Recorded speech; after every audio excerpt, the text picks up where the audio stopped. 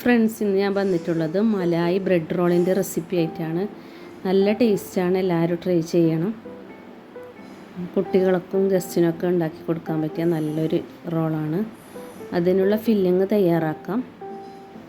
ആദ്യം ഒരു പാത്രം എടുത്തിട്ടുണ്ട്. അതിലേക്ക് 1/2 കപ്പ് മിൽക്ക് പൗഡറും 1/4 കപ്പ് പാലും ചേർത്ത് കൊടുത്ത് നല്ലപോലെ ഇളക്കിയെടുക്കാം. ഇനി ഇതിലേക്ക് ചേർക്കാൻ പോകുന്നത് 1/4 കപ്പ് പഞ്ചസാരയാണ്. അതും ചേർത്ത് നല്ലപോലെ കൈയെടുക്കാതെ ഇളക്കിക്കൊണ്ടേയിരിക്കണം. കുറുക്കിയിട്ടെടുക്കേണ്ടതാണ്. അങ്ങനെ പഞ്ചസാരയും ചേർത്ത് നല്ലപോലെ ഇളക്കി യോജിപ്പിച്ചെടുക്കാം. ഇനി ഇതിലേക്ക് 1/2 ടീസ്പൂൺ ബട്ടർ ഉരുക്കിയതും ചേർക്കുന്നുണ്ട്. അതും ചേർത്ത് നല്ലപോലെ യോജിപ്പിച്ചെടുക്കാം. ഇനി ഇതിലേക്ക് ചേർക്കാൻ പോകുന്നത് ബദാം പൊടിയാണ്. ബദാം പൊടിച്ചത് അതും ചേർത്ത് നല്ലപോലെ കുറുക്കിയെടുക്കാം. അങ്ങനെ നമ്മുടെ ഇത് നല്ല കുറുകി പാകമായി വരുന്നുണ്ട്. ഇനി നമുക്കിത് ലാസ്റ്റ് കുറച്ച് ഏലക്കപ്പൊടി ചേർത്ത് കൊടുക്കാം. അതും ചേർത്ത് നല്ലപോലെ ഒരു പാത്രത്തിലേക്ക് മാറ്റി വെക്കാം. ഇനി ഇതിനുള്ള ക്രീം തയ്യാറാക്കാം.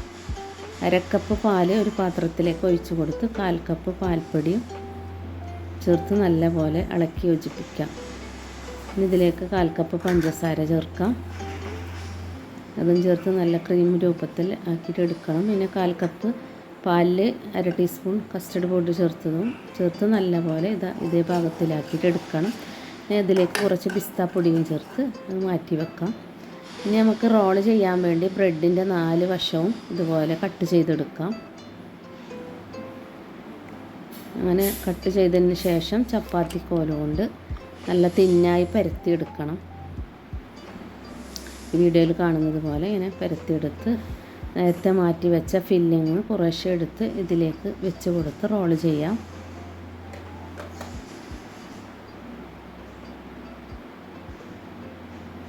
ഇതിലേക്ക് ഇതുപോലെ വെച്ച് കൊടുത്ത് ബ്രെഡെല്ലാം ഇതുപോലെ റോൾ ചെയ്തെടുക്കാം. ഞാൻ 6 പീസ് ബ്രെഡാണ് എടുത്തിട്ടുള്ളത്. അത് എല്ലാം ഒരു പാത്രത്തിലേക്ക് മാറ്റിയതിന് ശേഷം ഇതിന് മുകളിലായി ഈ ക്രീം ഒഴിച്ച് കൊടുക്കണം. അങ്ങനെ എല്ലാം ഒരേ ലെവലിലായി ഒഴിച്ച് കൊടുത്ത് തയ്യാറാക്കാം.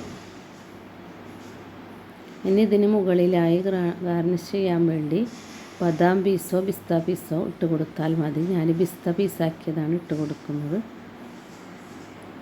അങ്ങനെ ഇതിന് മുകളിലായിട്ട് പിസ്ത പീസ് ചെയ്തതും ഇട്ട് കൊടുത്ത് തണുപ്പിച്ച് ഒരു 1/2 മണിക്കൂർ ഫ്രിഡ്ജിൽ വെച്ചതിന് ശേഷം തണുപ്പിച്ച് കഴിച്ചെടുക്കാം. നല്ല ടേസ്റ്റാണ്. അപ്പോൾ എല്ലാവരും വീഡിയോ കണ്ട് ഇഷ്ടപ്പെട്ടാൽ ട്രൈ ചെയ്ത് നോക്കണം. ഫീഡ്ബാക്ക് അറിയിക്കണം.